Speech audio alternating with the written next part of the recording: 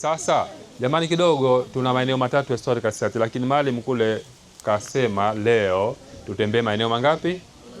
Lakini sisi tunavyotakiwa tukifika hapa tueleze watu wote tuna maeneo mangapi?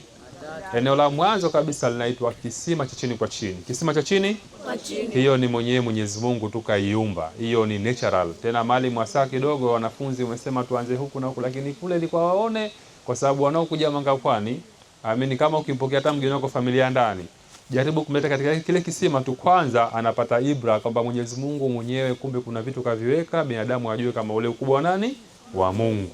Umeelewa vizuri eh? Lakini tuna jingine linaitwa slave chamber. Ndio lipi slave chamber? Nzuri kabisa, si ndio? Na tuna jingine linaitwa Second World War Bunkers, ama mahandaki ya vita pili vya nini, vya dunia. Lakini hapa tulipo hapa slave chamber, si ndio? Sasa Zanzibar tulipotaliwa na Arabu, historia tunaambiwa ama inasemekana ilifanywa biashara nini ile? Sasa hii biashara utumwa hii ilikuwepo katika awamu mbili. Nikisema katika awamu mbili maana katika vipindi viwili. Kipindi kimoja ili biashara ilikuwa ni biashara ya kawaida tu kama binadamu anafanya biashara nyingine, labda chakula na masuala mengine, lakini hiyo ilikuwa biashara ya binadamu kama biashara ya utumwa, si ndio? Ilikwenda katika soko gani lile pale la Mkunazini eh? Ile jamani ilikuwa ni open market, lakini sio majengo sasa hivi ambapo pale inasemekana pana kanisa sio kitu gani. Pale ilikuwa ni eneo la wazi, historia hiyo.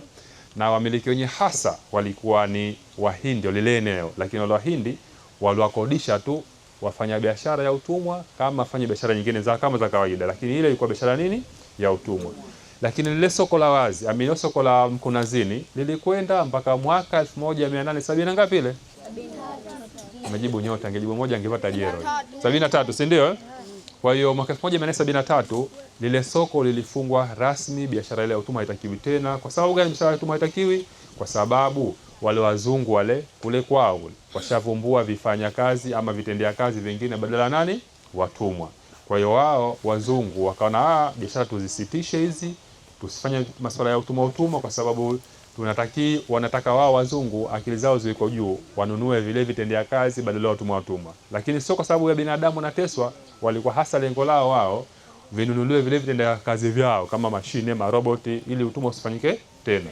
Lakini ile ilikuwa shakwa biashara na wafanya biashara washakuona wana faida, tunaipata vizuri. Kwa hiyo wakafanya tufanye japo kwa njia za nini, za siri ama magendo. Sasa hiyo kisema cha chini kwa chini hicho nimesema si ndo maumbile lile ni natural lile eneo jamani, japo tujafika pata ile hisia tu lile eneo lile, ukopo kwa juu kila kitu unakiona unakisikia, lakini ukopo chini huko hakuna mawasiliano baina ya huko juu na wapi chini. Sote ama nyote mmevaa kanzu nyeupe hizo, upande mmoja tu tukiingia sote hapa upande mmoja tu huko, ukizima tochi, maana kama huna tochi mchana huu sasa hivi hujui wala huoni wapi unaelekea. Wakaona ile eneo giza hili linatufaa kwa ajili ya kuficha nini, watumwa. Lakini pale uliposaini ule mkataba tu 1870 na ngapi na 3. Kwa hivyo once yule mfalme alipokubali kusahihi mikataba 73 na alikuwa chini ya uongozi wa mfalme wa tatu anaitwa Baragash bin Said. Baragash bin Said ambaye ametawala Zanzibar mwaka 1870 mpaka 1888.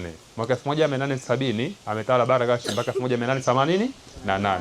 Kwa hivyo ile 73 yeye ndo alikubali kusahihi mikataba, lakini ile biashara, kwa hivyo walipofungwa tu biashara ya utumwa, wafanya biashara wakana hili linatufaa kwa sababu nani, ni giza, wana vijiji tunaishi mbali, halafu historia ya watumwa, ukisikia watumwa jamani ni watu kutoka Tanzania wapi? Bara. Hapa tulipo nimesema tupo kaskazini magharibi, si ndio? Kule sasa hivi kidogo tu hali ya hewa hii haipo clear vizuri, lakini baadhi ya wakati unaona kuna minuko kule, unaona kama vilima hivi, yani ile ni ardhi kutoka wapi? Tanzania bara. Kwa hivyo wafanya biashara ndio na ile eneo itakuwa ni rahisi, kwa sababu jengine huu upande wetu wa bahari huu jamani, huko maji hayatoki sana huko, hayawi kutoka kurudi kujaa, yanatoka kidogo tu baadaye yanakuja juu, yanatoka kidogo. Kwa hivyo kama kuna bandari za kimaumbile ambao wana uwezo wa kuingiza vile vyombo vyao ndani kabisa huko kwa ajili ya kufanya vile activities zao. Kwa hiyo walipofunga lile biashara ya utumwa kule Mkunazini ndio wakatumia cave, lakini jamani ile cave nimesema sana ndani sio giza. Ile giza pengine lisieni kidogo tu.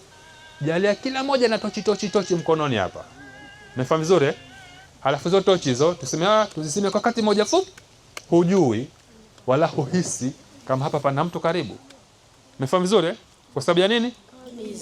Lakini pia mule ndani haipatikani hewa ya oksijeni kama tulivyokujuu.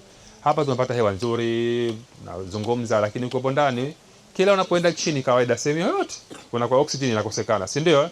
Wakawa na watumwa wao, watapoteza wale uhalisia, watakufa labda, wakaona hii biashara tunaitaka, ndo wakajijenga hili nini, slave chamber. Hii jamani imetengenezwa na binadamu.